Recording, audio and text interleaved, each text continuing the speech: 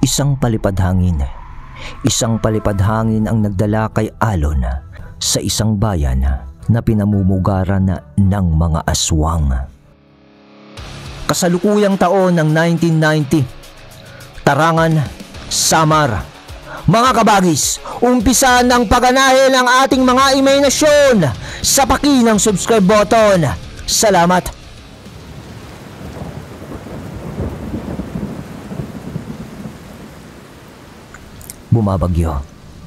Bumabagyo nung gabing ito.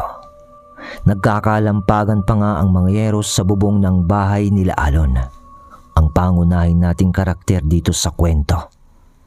Si Alon ay bunso sa magkakapatid. 3 silang lalaki. Ngunit sa mga panahong ito ay nag-iisa na lamang si Alon, kasama ang kanyang ama't ina.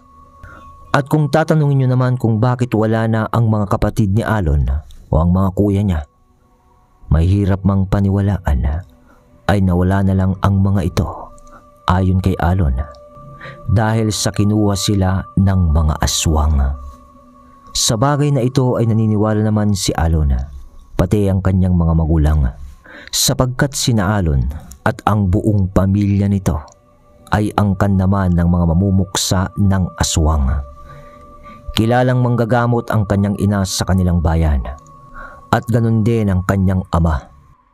Ngunit itong si Alon ay siyang parang pinaka-espesyal sa kanilang lahat sapagkat may hawak ito na isang tulos o parang maliit lang na sibat.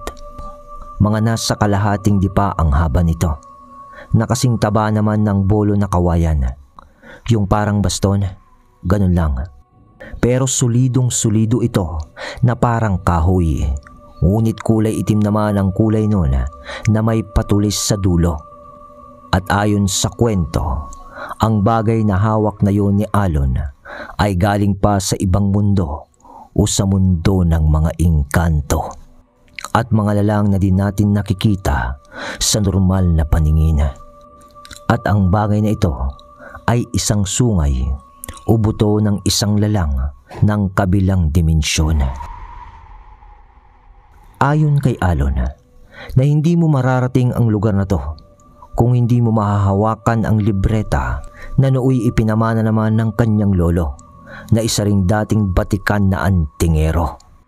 At kung paano nakuha o kinuha yon ni Alon ang bagay na ito, tanong nyo sa inyong isipan mga kabagis. Bumabagyo nga ang gabing iyon. Sa pagkalampag ng mga yero nila Alon sa malakas na bugso ng hangin, ay ang siya na ring pagkamatay ng kanyang lolo ng gabing ito.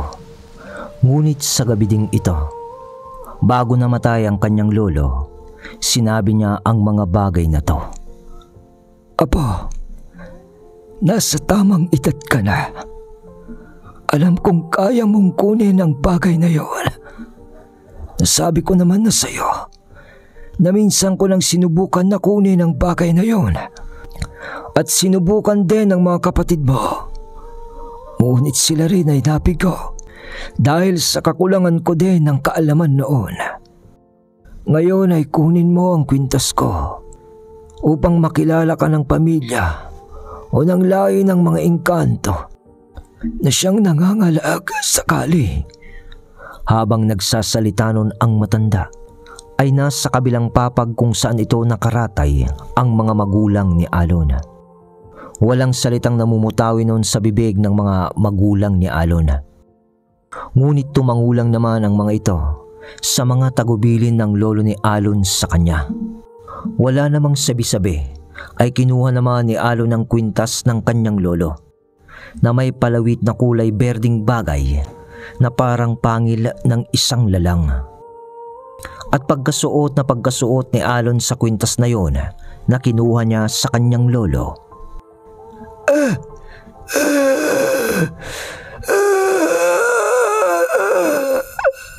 Tay! Tay! Bigkas ng ama ni Alon sa ama nito dahil Alon! Inaabot na ng matanda ang mga huling paghinga nito. Ganon din noon ang nanay ni Alon na umiiyak na sa tabi ng nag-aagaw buhay niyang biyanan. Pati si Alon noon ay napaluha na rin dahil papahina na ng papahina ang pagkakahawak ng kanyang lolo sa kanyang isang kamay hanggang sa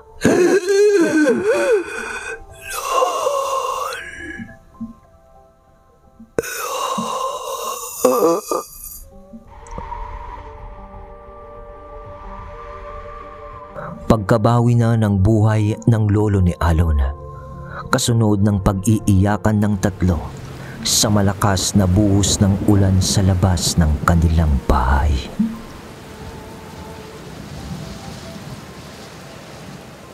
Pero matapos rin lang ang mga ilang sandali ng pagkamatay ng matanda, agad na pinunas ni Alon ang kanyang mga luha dahil sa sabi ng kanyang ama, "Anak, alam ko kaya mo yan.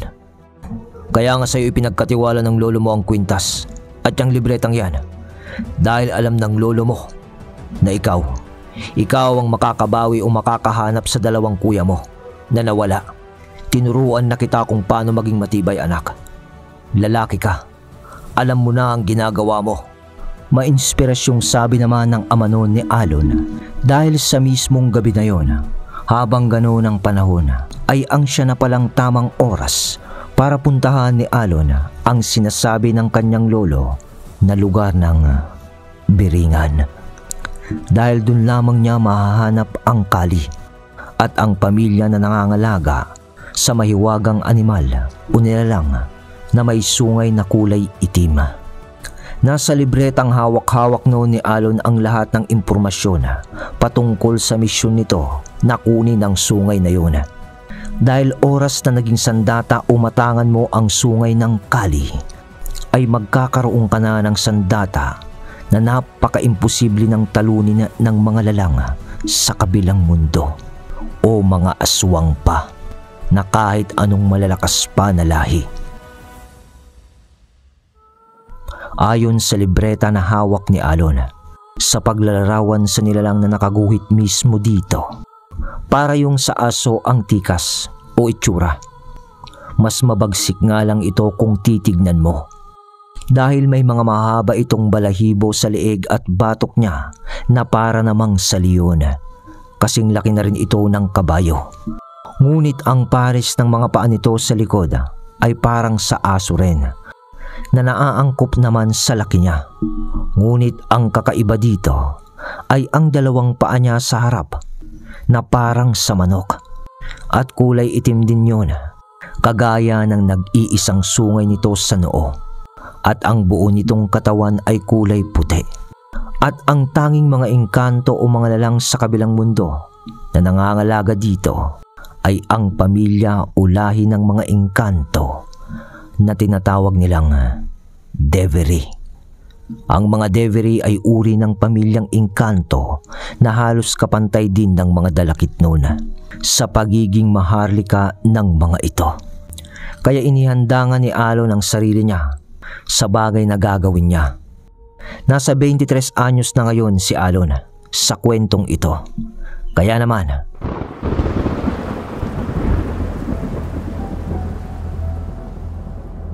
sa pagkulog ng kalangitan, Sige na tatay, nay, aalis na ako. Paalam noon ni Alon na walang arte-arte pa o kasamang drama, dahil nga sa tinuruan siya ng kanyang lolo't ama na gamitin ang pag-iisip nito sa mga bagay-bagay at huwag magpadala sa emosyon kahit na anong mangyari pa. Medyo patakbo pa nga nun si Alon sa kanyang paglabas ng daan mula sa kanilang bakuran, at mula doon ay tinahak niya ang daan papunta sa sinasabi ng libreta kung saan niya pwedeng matagpuan ang portal papuntang Biringan. Naglakad noon si Alon sa gitna ng malakas na ulan. Kung hindi nyo kasi na itatanong, sa tansya ni Alon, tinatayang nasa 24 oras bago marating ni Alon ang destinasyon niyang pupuntahan. Doon sa magubat na bundok kung saan mahahanap niya ang isang diwata na maaaring magdala sa kanya sa biringan. Sa dala niyang kwintas, yung bigay din ng kanyang lolo, dahil ang kwintas na ito ay pagmamay-ari naman ng diwatang kanyang hahanapin. Pero kahit pa ganon, ang mga bagay na to ay wala pang kasiguraduhan kung mapapasok nga niya ang lugar ng biringan. Kaya't ang pinanghahawakan lang noon ni Alon upang siya ay makapunta sa lugar na yon ay ang impormasyon na nasa libreta at ang kwintas nito, kasama ang kanyang karunungan sa espiritual.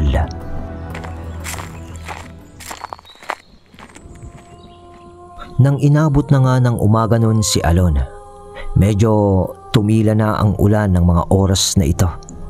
Maliwanag na ang langit, pero may panaka-naka pa ring pag-ambon-ambon. Nasa isang kalsada na noon si Alon ng isang baryo. Nang minuto pa ng kanyang paglalakad, natanaw na niya ang daan kung saan ang bundok na kanyang aakyatin. Kaya naman minabuti nito na bumawi muna ng lakas at kumain muna bago simulang akyatin ang bundok na to. At dahil sa umaambon, ay minabuti muna nito na sumilong sa isang upuang kawayan na nakasandal sa isang puno ng akasya, at may silong pa nga ang upuan na yon na gawa sa nipa. Yun nga lang ay luma na. May baon nun si Alon na pagkain na tamang-tama lang para sa paglalakbay nito. At nung nakaupo na nga siya sa kawayan at inilabas na ang baon nito sa sisidlan, Iho, mukhang masarap yan Bahagyang nagulat si Alon nang marinig niya ang boses ng isang matanda. Paano ba naman kasi ay nakaupo na yon malapit sa tabi niya, samantalang nung paparating siya sa kawayan upang kumain nga ay wala naman siyang nakitang tao dito. Dahil sa karunungan naman ni Alon, nakakaramdam siya noon ng kakaiba sa matandang ito. Pero di niya matukoy kung tao ba ito o isang elemento. Tang. Nagugutom ho kasi ako Pampapawi lang ng pagod, tatang. Wika niya dito. Sabay bukas nito ng nilagang itlog, tsaka hati ng prinitong karne sa hawak nitong baunan. At hindi pa man nagtatanong yung matanda nun, pero nag-alok na dito si Alon ng, "Ano, tang? Kakain ka?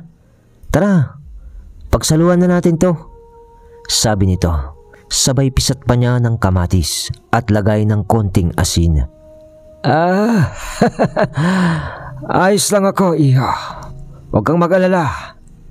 Di pa naman ako nagugutom sa ngayon, tugon ng matanda na nakangisi. Kumain na lang naman noon si Alon at ngumiti na lang sa matanda. Ganun lang yung estilo ni Alon, parang kalmado siya. Pero sa mga oras na yun talaga ay napapaisip na siya kung sino ang matandang ito, at pinili lang niya na wag magpahalata dito. At pansin ni Alon noon na kahit mabait pa na makipag-usap sa kanya ang matanda, ay parang panay ang sipat nito sa kwintas niya. Pero di umiimik noon si Alon. Kumain lang siya at naghihintay na magbigay ng sagot yung matanda sa mga katanungan nito sa kanyang isipan. Hinahayaan niya lang ito na siya ang mag-umpisang magsalita. Hanggang sa, "Iha, ang kwintas na suot mo, parang nakita ko na yan dati. Lolo mo ba si Oscar?" Sa narinig na yon ni Alon, napatigil siya sa pagsubo. Dahil Oscar nga ang pangalan ng lolo ni Alon na namatay. Paano niyo pong nakilala ang lolo ko?" tanong ni Alon ng kalmado. Pero ang nasa isip niya ay, "Sige, magsalita ka pa na magsalita para malaman ko kung ano ka at kung ano ang pakay mo sa pagsunod sa akin dito," sabi ni Alon sa wisyo nito habang nakatitig noon sa matanda. Nang biglang may nagsalita naman na ibang tao. "Hoy, layuan mong binatang yan. Anong pakay mo? Bakit nandito ka?" Nagulat nun si Alon sa narinig niya kasi parang kaboses yun ng ama niya at liningon niya ito. Nakatalikod kasi siya sa kalsada eh. Ginawa niyang pinakamesa niya yung upuan na kawayan. Napanganga si Alon dahil kamukha nga ng ama niya ang nakita niya. Tatay? Sumunod ho kayo sa akin? Reaksyon ni Alon na napatayo pa noon na may mga nakadikit pa na mga kanin sa kamay nito. Ngunit napatayo rin noon ang matanda. Kasabay ng maiwan na kita, iho. Hayaan mo't magkikita rin tayo ulit. Salita nito habang nagkakatitigan sila ng masakit nung ama ni Alon. Kaya nga di pa siya tinugon nito ng tanong ni Alon kanina. Pagkatapos ng mga ilang segundong pagtititigan ng dalawa, hanggang sa umalis na rin lang ang matanda at lumakad na ito papalayo. Hanggang sa pagtingin ni Alon dito ay unti-unti na lang yung naglaho. Partida, umaga pa nga lang yun. At dito ay nagsimula ng nagsalita yung lalaki na akala ni Alon ay ama niya nga. Alon, hindi ako ang iyong ama. Nagbalat kayo lamang ako at kinopya ang figura ng iyong ama. Mag-iingat ka sa iyong paglalakbay at wag na wag kang magpapalin lang sa mga lalang na makakasalamuha mo. At doon ako nakatira, sabi nung lalaki, sabay turo nito sa bundok. Napalingon naman noon si Alon sa pagsipat sa itinuro nung lalaki na umamin nga na hindi ang ama niya. Nakita noon ni Alon ang bundok na itinuro nito at yun yung pupuntahan niya. Ngunit pagbalik ng tingin ni Alon dito ay nawala na rin ang lalaki. Hindi man masyadong nagimbal o natakot si Alon sa mga nakita niyang yon, ay maraming katanungan ang naiwan sa kanyang isipan dahil sa dalawang lalang na nagpakita sa kanya. Masyadong mahiwaga ang umagang yon para sa kanya. Isa pa ay di niya pa nalaman ang tunay na pakay ng mga yun sa kanya. Ganun pa man ay pagkatapos kumain noon ni Alon at konting pagpapahinga lamang ay inumpisa na niyang lakbayin o akyatin ng bundok.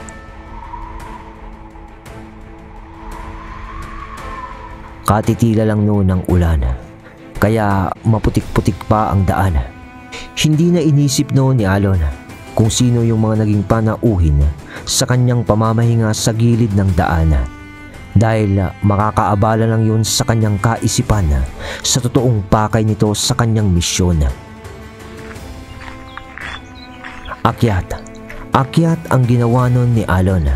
Kahit na matarik at madulas pa ang daan ay pinagtiisan niya ito dahil sa magpasa hanggang ngayon ay nananabik pa rin siya na makitang muli ang dalawa niyang kuya na nawala at naniniwala siya na kung magtatagumpay siya sa misyong ito na makuha ang sungay ng Kali ay tuluyan niya na ring mababawi ang mga ito sa mga nilalang na kumuha sa mga kuya niya.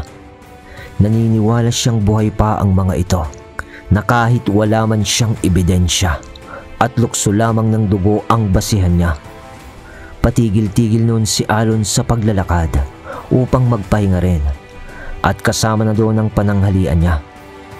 At pagkain na lamang niya ng tinapay ng kanyang hapunan nung maggagabi na. Oo, inabot na nga ng takip silim noon si Alon sa kanyang paglalakbay. Ngunit sadya naman talaga na ganun ang oras na inaasahan niya. At nung marating na niya ang isang malaking puno ng balite sa gitna ng kagubatan ng bundok na kanyang inakyat,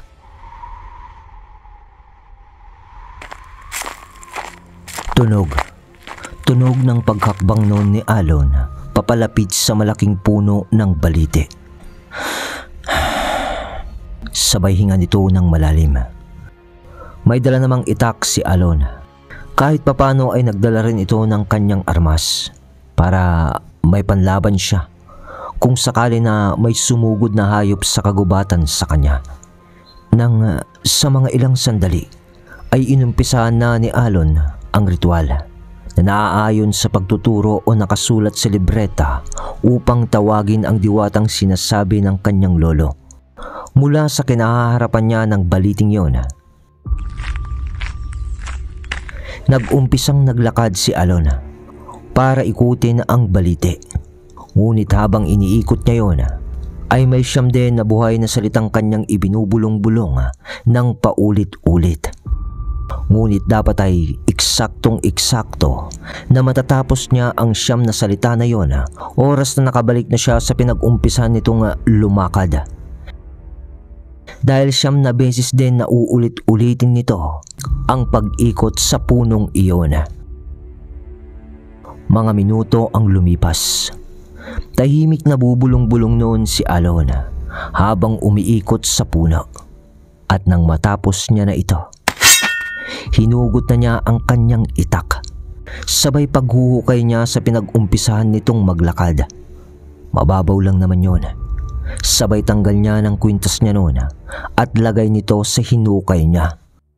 At tabon niya dito. Pero habang tinatabunan niya yon ay nag-uusal pa siya. Pagkatapos nito ay tumayo na siya at inabangan kung anong mangyayari sa ginawa nitong ritual.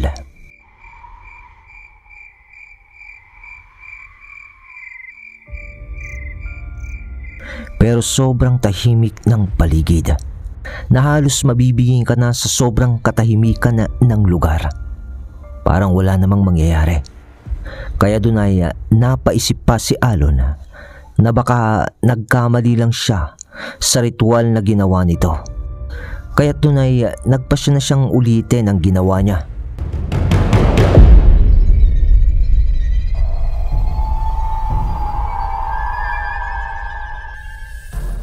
Ngunit nagulat si Alon. Bigla na lang parang nabulabog ang buong kagubatan. Pagliliparan ng mga ibon. Parang pagtatakbuhan ng mga nilalang. At mga alulong na di mo malaman kung anong klaseng nilalang ang mga iyon. At ang baliti namang kinahaharap niya ay bigla na rin lang humangin noon ng malakas. Na nagliliparan na ang mga dahon sa paligid nito. Pero nanatiling nakatayo nun si Alon at hindi nagpatinag sa mga kaganapan sa paligid. Inaantay lang niya kung ano pa ang mangyayari. Kung makakapasok na nga ba siya sa isang portal papunta sa Biringan. Pero bigla na lamang gumalaw ang mga ugat noon ng punong balite. Nakahanda naman noon si Alon sa kahit ano pang mangyayari. Pero bigla na lang humampas noon na parang latigo ang mga ugat ng balite sa kanya. Sinalag naman yun ni Alon sa pamamagitan ng hawak niyang itak at naputol pa nga yung ugat na yun sa ginawa niyang pagsalaga. Ngunit parang mas lalong nagalit ang mga ugat ng balite dahil mas dumami na ang hahampas nun kay Alon. Nasalag niya ulit ang isa sa kanan niya, pero pagharap niya sa kanyang kaliwa, tinamaan si Alon sa muka at nanalsik pa nga sa lakas ng pagkakatama nung parang sanga na halos mawalan na noon ng malay si Alon nung napahandusay na siya. Nang pinipilit niyang bumangon ay parang ang bigat na ng kanyang katawan. Di niya alam pero parang napuruhan siya sa sanga na yun dahil palabo na ng palabo ang paningin nito. Hanggang sa parang may naririnig siya noon.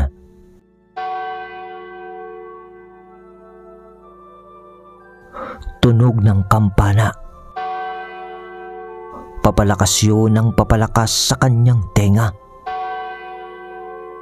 Hanggang sa panlalabo ng kanyang paningin ay nasilaw na lamang siya sa isang liwanag. Kasabay ng pagpapakita ng isang magandang dilag sa paningin nito. Nakangiti ito sa harap ng mukha niya na parang sa dahon pa ang korte ng tenga noon. At nung makita niya ang ngiti ng magandang dilag, di naglaon ay tuluyan ng nagdilim ang kanyang paningin.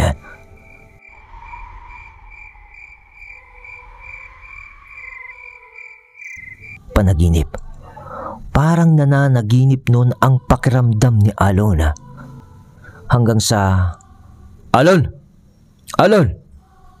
boses ng kanyang ama.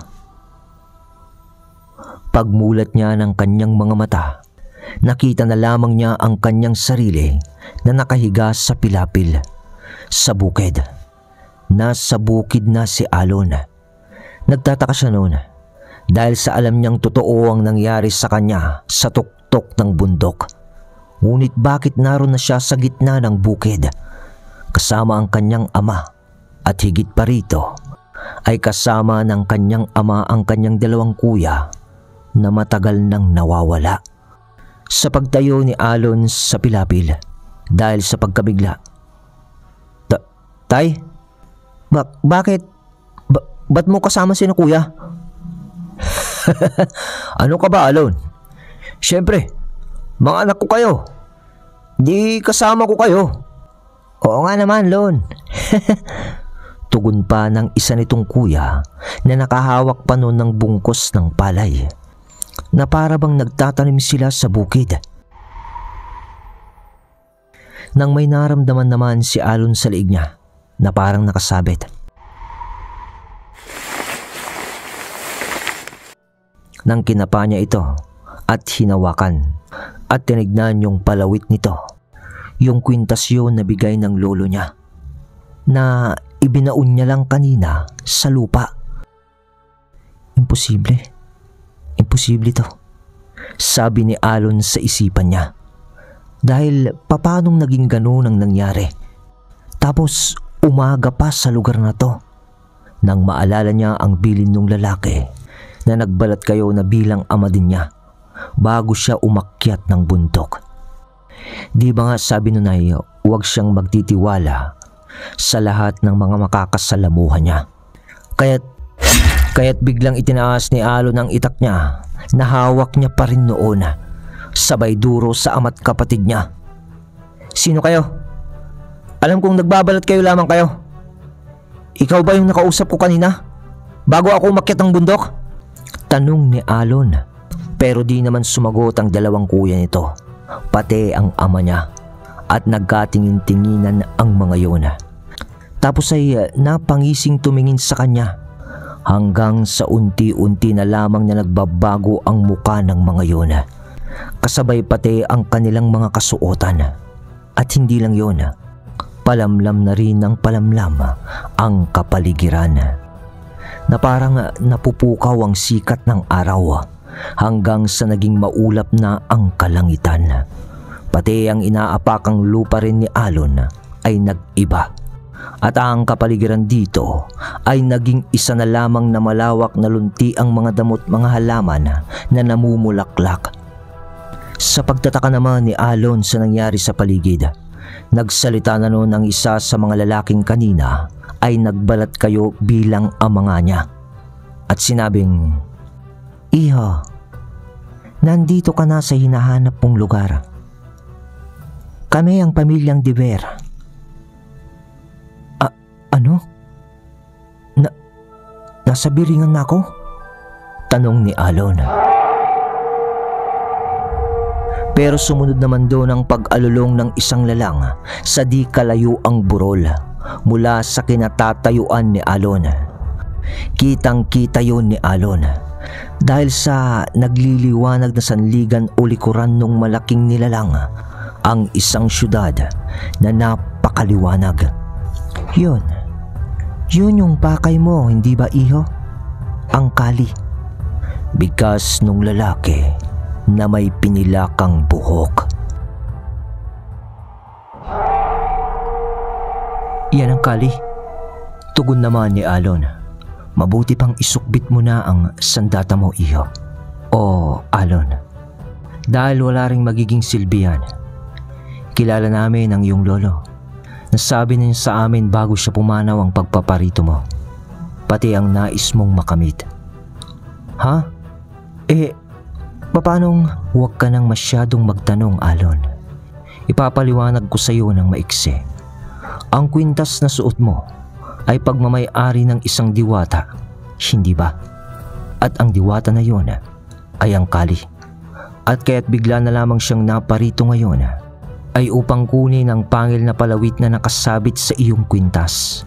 Sa paglalaho namin ay aatakihin ka na ng Kali. Sapagkat kami ang dahilan sa ngayon, kaya hindi pa siya kumikilos. Pero paano ko makukuha yung sungay? Marami kang tanong, Alon. Pero sa mga mangyayari dito, ay masasagot mo na mismo sa iyong sarili ang katanungan na yan. Paano? Konting oras lamang ang meron ka dito sa mundong ito, kaya't hindi namin sasayangin pa ang oras mo. Pero teka! Sadali! Pahabol ni Alon dahil may itatanong pa sana ito sa mga diber. Pero naglaho na lang ang mga ito sa pagliliwanag ng kanilang mga buhok na kulay pilak. At pagkawala ng mga yun ay nasipat na ni Alon ang Kali na naglalakad na. At parang tutungo ito sa kinalalagyan niya. Hindi alam ni Alon kung ano ang susunod na niyang gagawin. Ngayon lang niya naramdaman ang ganong walang kasiguraduhan sa gagawin nito sa kanyang pagkabahala. At sandali lang ang lumipas. Habang papalapit no ng Kali sa kanya, unti-unti naman nang tumutuli ng paglalakad dito hanggang sa papabilis ang pagtakbo na yon sa direksyon ni Alon na nakahanda ang sungay nito upang sa pagdapo nun sa kanya ay susuwagin na lamang siya. At sa segundo nga, ilag ni Alon sa pagsuwag sa kanya samantalang napatigil no ng Kali. Sabay baling ulit nito ng direksyon kay Alon at takbo ulit na parang nagngingit-ngit yon sa galit. Pero doon ay nakapag-isip pa si Alon ng kanyang gagawin at sa pag-ilag niya, salida nito ng hakbang sa kanan niya at sa kaliwa naman ng Kali. Sabay hawak niya ng mahigpit sa kanyang itak at taga nito ng mabilis sa liig nung Kali. Ramdam ni Alon sa pagtaga niya ay nahiwaan niya ng malaki ang liig nung Kali. Nakita pa nga niya ang pagkalaglag ng ilan sa mga balahibo nito sa liig dahil sa kanyang pagtaga. Ngunit umatras lang noon ang Kali ng bahagya at hinarap na siyang muli na parang walang nangyari. Pagkatapos nito ay nakita ni Alon na biglang naghilom ang mga sugat ng animal. Tapos ay tumubo ulit ang ilan sa mga buhok nun sa liig. Doon ay mabilis ang napaisip sa sinabi ng isang dibera na hindi nga uubra ang itak nito sa Kali kasi naghihilom ito para yung isang immortal. Kaya nga't nag-isip pa noon ng magagawa itong si Alon. Ngunit biglang tinalon nung Kali ng mabilis sa pagsuwag si Alon. Sa pagkakataong yun ay hindi siya nakailag at bumaon sa gitnang dibdib nito ang sungay ng Kali. Lolo, tatay, mga kuya ko, nabigo na ba ako? Mabilis na bulong sa isipan noon ni Alon nung bumaon na ang sungay ng Kali sa dibdib nito. Pero habang nangyayari ang mga segundong yun,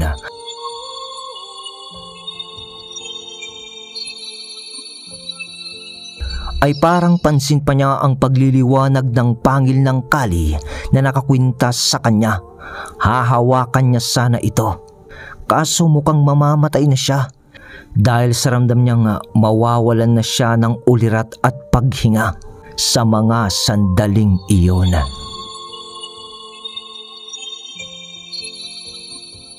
Hanggang sa muling nakakita siya ng liwanag sa kanyang mga mata at muling pagngiti ng isang babae, kasunod ng pagpukaw ng paningin nito dahil sa dilim.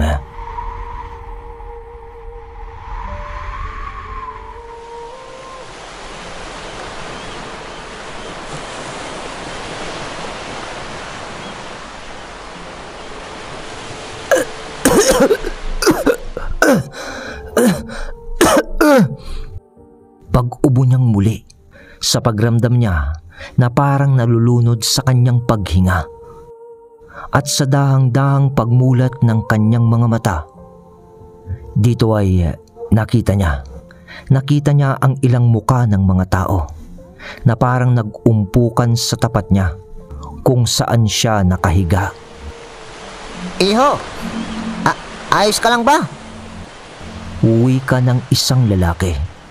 Hindi pa nakasagot noon si Alon, pero ramdam niyang basa ang buo niyang katawan.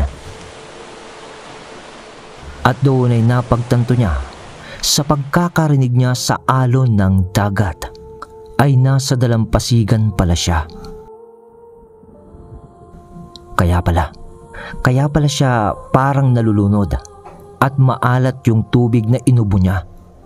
At sa pagkapa nito sa kanyang dibdib, dahil sa nasaksak nga siya kanina nung sungay nung kali, doon ay parang nakapa niya ang isang mabigat na bagay o tulos sa kanyang dibdib na nakapatong lang.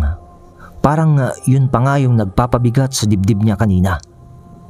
Ibig sabihin, buhay si Alon. Buhay siya. At nang mapagtanto niya, hawak na niya ang sungay mula sa biringan. At napaupo na siya bigla sa gilid ng dalampasigan. Mga mangingisda pala yung mga taong nag-umpukan na tinitignan siya.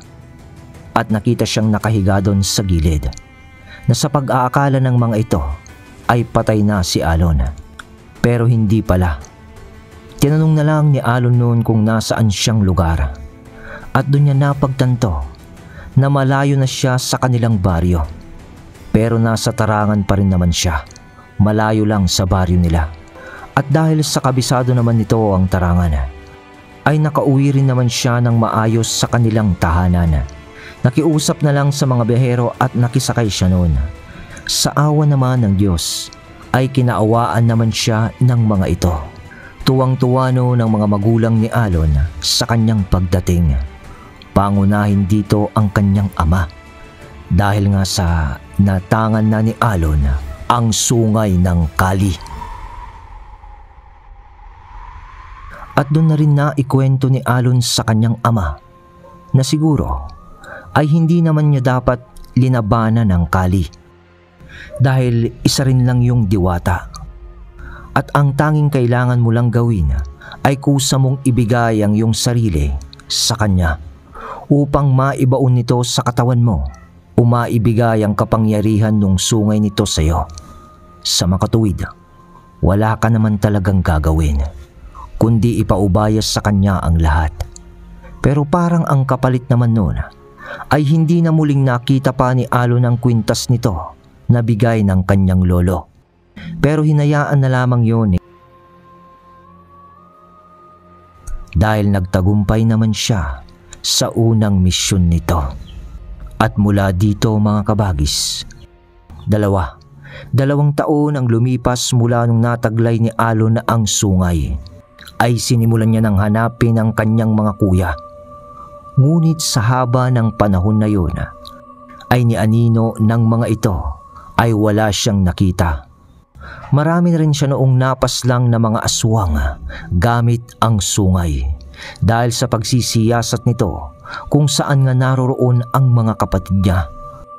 Halos mawalan na rin noon ng pag-asa si Alon dahil sa kahit hawak pa niya ang sungay ay wala ring silbi kundi niya maibabalik o mahahanap ang kanyang mga kapatid. Hanggang sa isang araw, isang linggo bago ang gabing ito, ay may napaslang si Alon na isang aswang.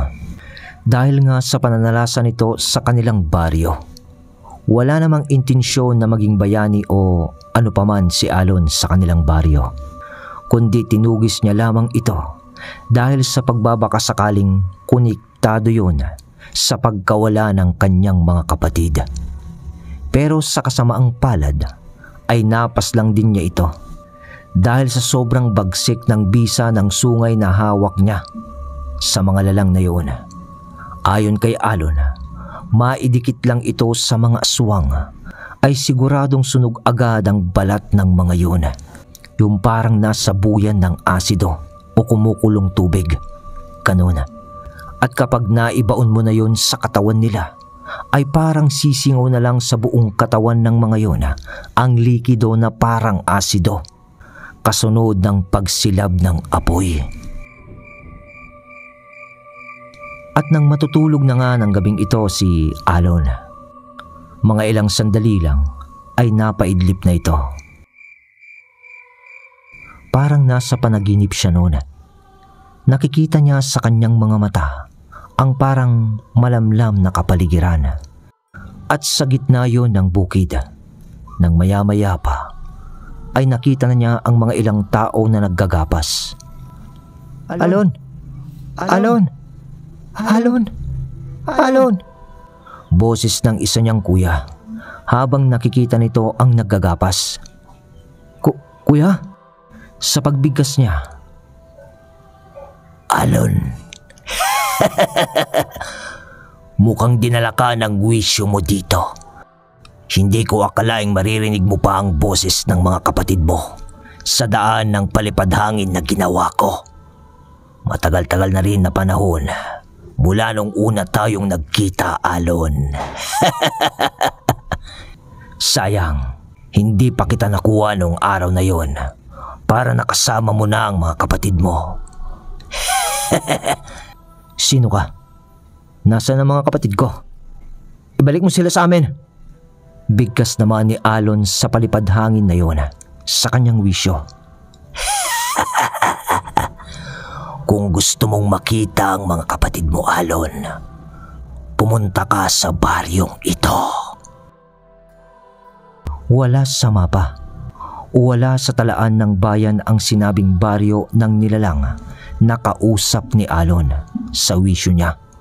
Ngunit sinabi ng kausap niyang nilalang kung papaano niya mapupuntahan ang bayang ito.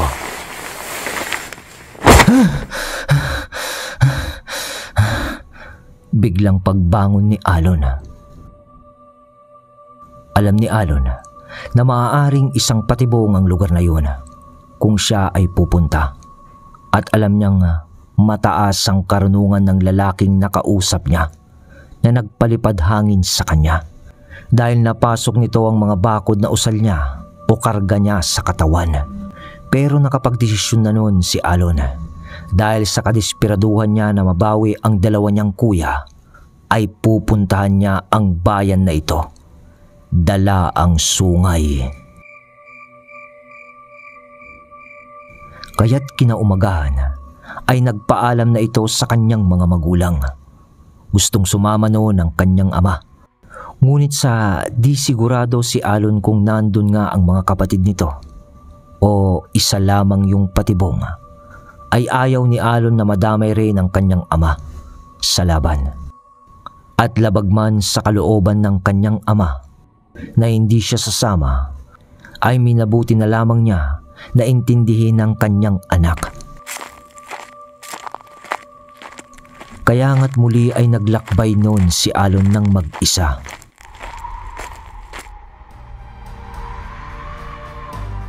Humanda na kayo mga kabagis dahil nakabalik na tayo sa buod ng kwento.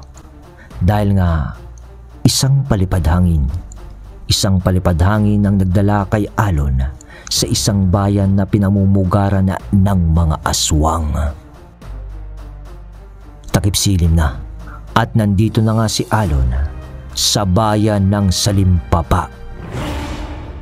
Ayon kay Alon, ang kahulugan daw ng salitang ito o bayang ito, yung Salimpapa, ay isang bayan na nakalutang mula sa lupa at may sumpa ng mga kaluluwa. Nang napasok na nga ito ni Alon, tahimik pero may mga kabahayan na makaluma na kung titignan mo ang mga bahay na yon ay parang pinaglumaan na ng mga Kastila.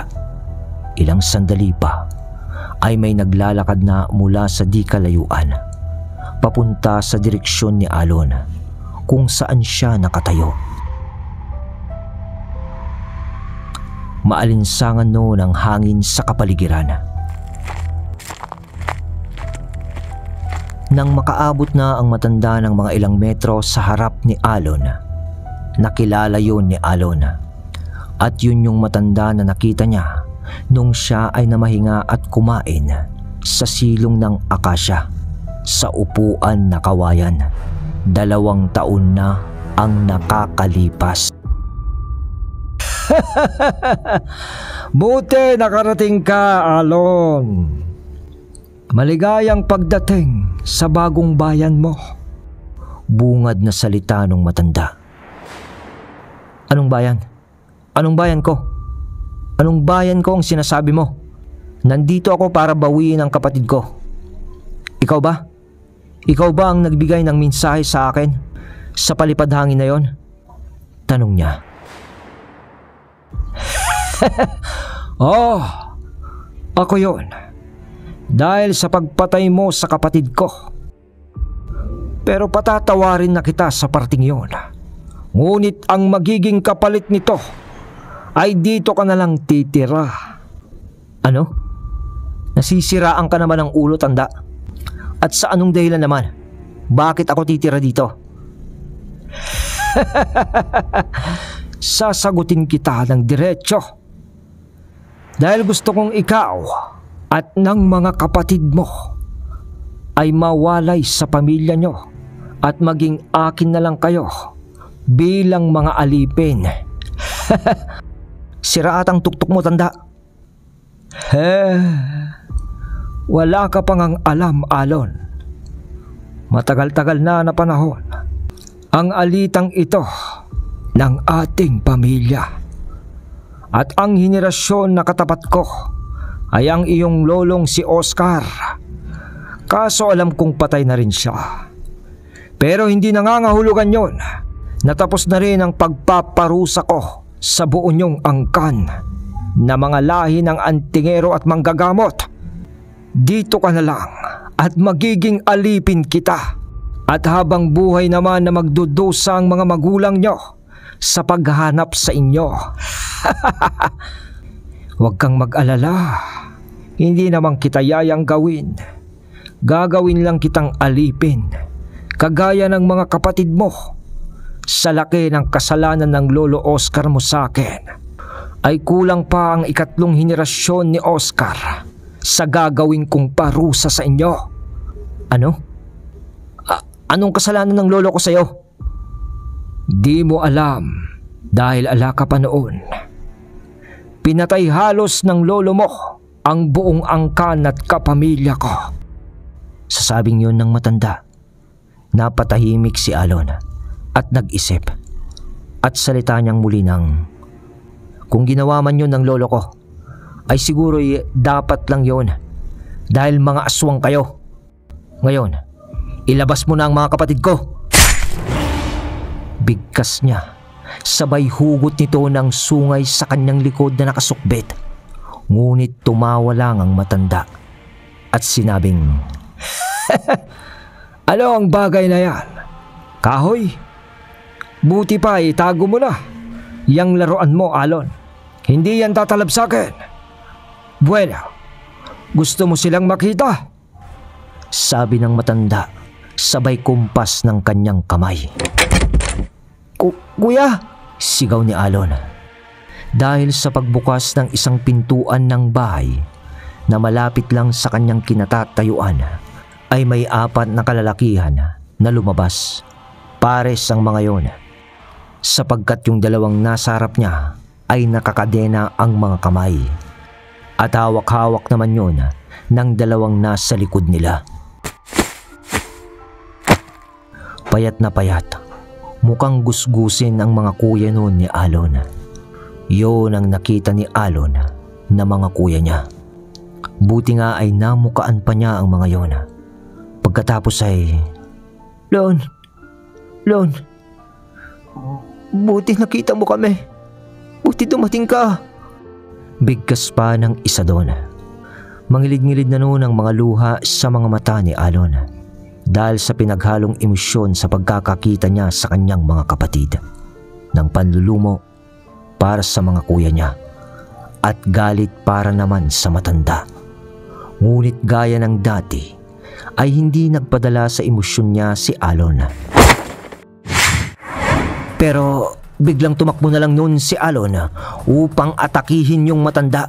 Hindi naman lubos akalain ng matanda na ganun kabilis kumilos itong si Alon dahil sa pag-unday ni Alon ng kanyang sandata na ilagan nyo ng matanda.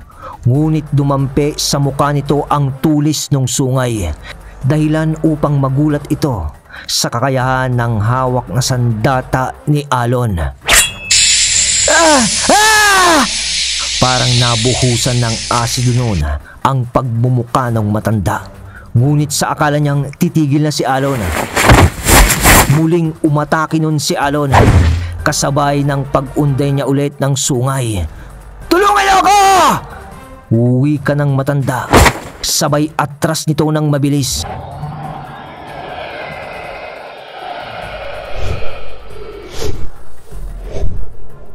Doon ay nagsilabasan naman ang mga nilalang na may pakpak at lumilipad ang mga yon na galing sa mga bintana ng mga lumang bahay.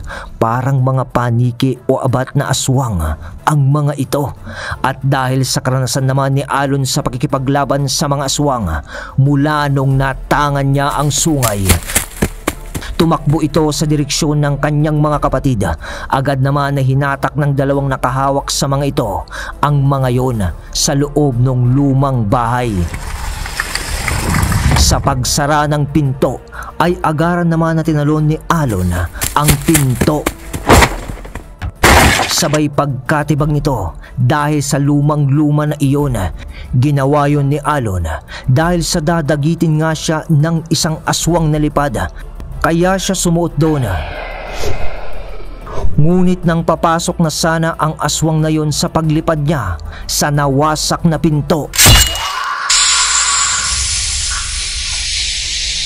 sa lubong mismo ng tulis ng sungay na hawak ni Alon sa bunganga nito, agad na nalusaw ang pangangatawan nito.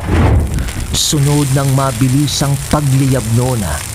At nang makita yon ng mga ibang aswang sa paligid, aswang na lipad at aswang na lakad, para bang bigla na lang silang bumalik sa mga lumang bahay na kanilang pinamumugaran. Para bang nagkaroon sila ng takot sa sandatang hawak ni Alon. Pero hindi pa lumabas noon si Alon dahil ginalugad niya ang bahay na yon sa paghahanap niya ng kanyang mga kapatid. At paglabas niya dito ay kasama na niya ang dalawang kuya niya. Ngunit kung natakot mo sila, ang mga lalang na kasama ko dito, hindi ako Alon! Salita ng matanda na nasa harap na ng lumang bahay noon, kasabay ng pagpapalit anyo nito sa pagiging aswang.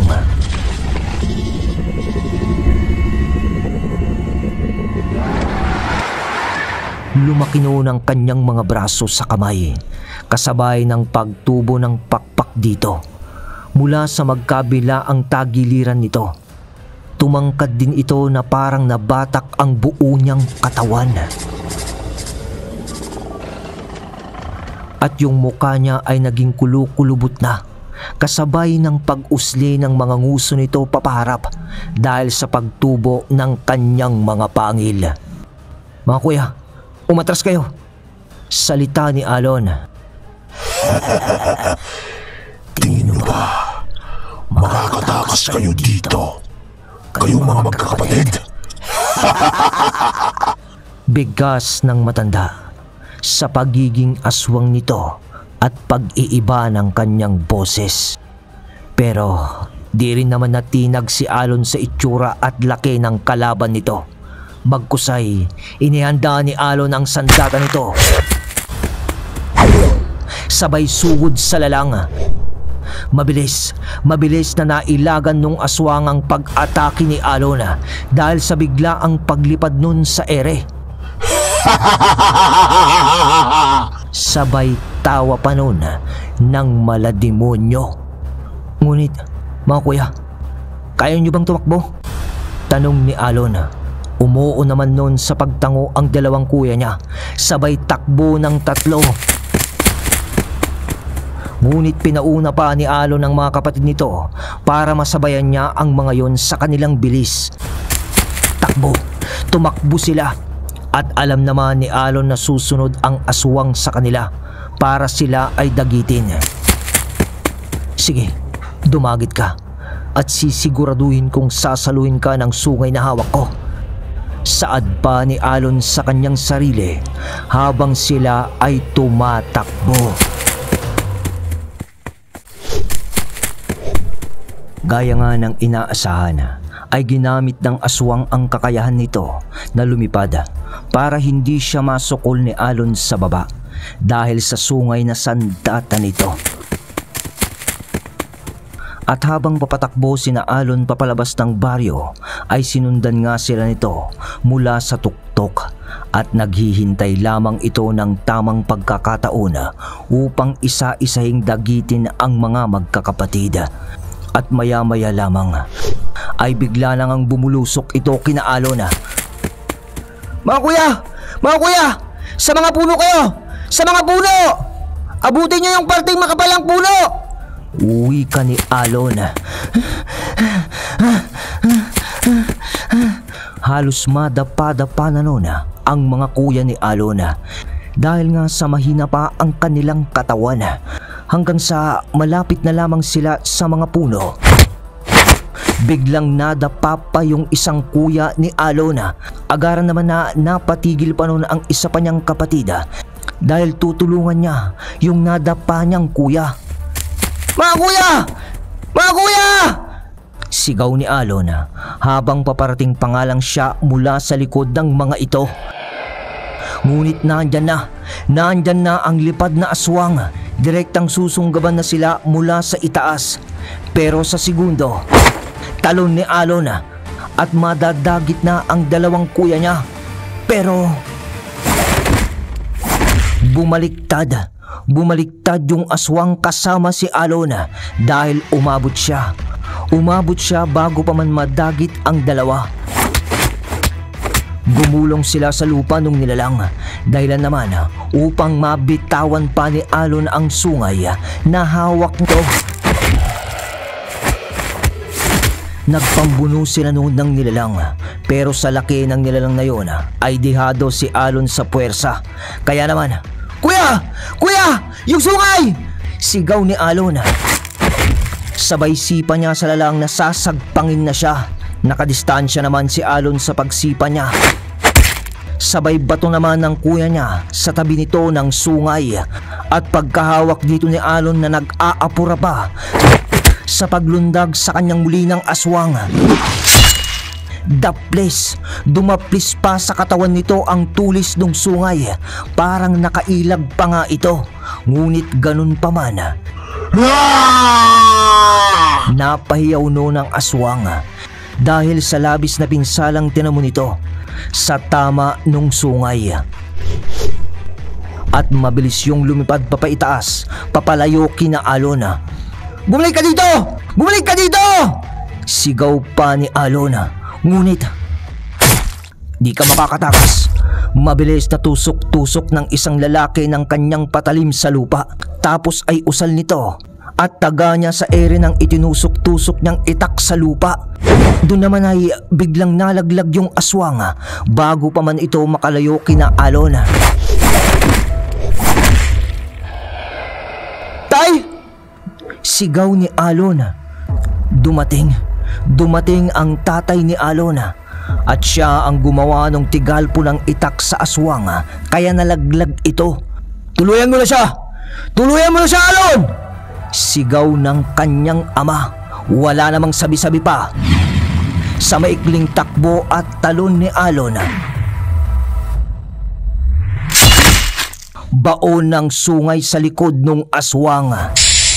Sa pagsingaw ng likido sa katawan nito ay siya namang pagbunot at paglayo ni Alon dito dahil silab ng buong katawan nung aswang.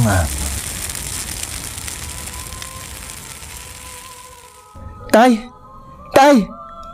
Wika ni Alon sa paglapit na sa kanila ng kanilang ama.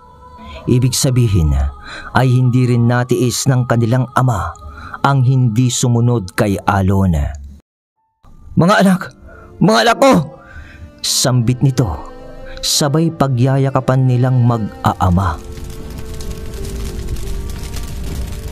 At nagsilbing liwanag ng mga ito ang apoy na nagniningas sa katawan ng aswang. At nung aalis na sila sa lugar,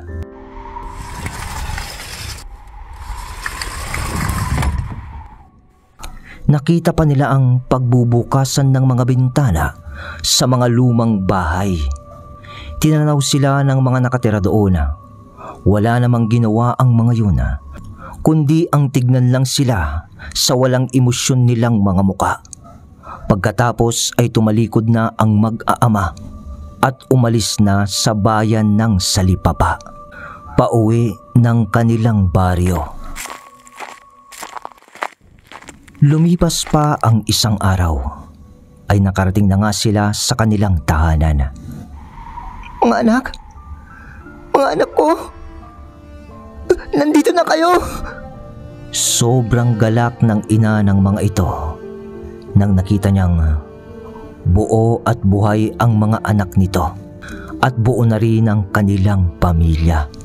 Pagkatapos ng mahabang panahon na pagkawala ng dalawa nitong anak.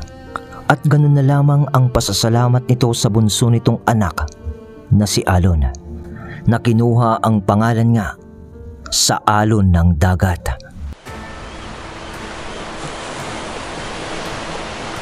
At nung nahimasmasan na ang lahat at lumipas ang isang araw na kumpleto na sila sa kanilang tahanan, ayon sa ama ni Alon, sa pagkukwento niya sa magkakapatid, na ang pangalan ng matandang kanilang nakalaban, umurtal na kalabang pamilya ng henerasyon ng pamilya nila, ay si Tandang Selo. Pero datapwat man na wala na nga ito, ay hindi pa rin maaalis na balang araw, hindi man ngayon, ay tiyak na may darating pa rin na mga kaaway dahil sa propesyon o larangan na meron ang kanilang pamilya sa mga hindi maipaliwanag na mga bagay-bagay. Pero sabi naman ni Alon na hindi niya hahayaan pa na mawala ang isa sa kanilang pamilya habang nabubuhay siya, dahil hawak niya ang sungay mula sa Biringan.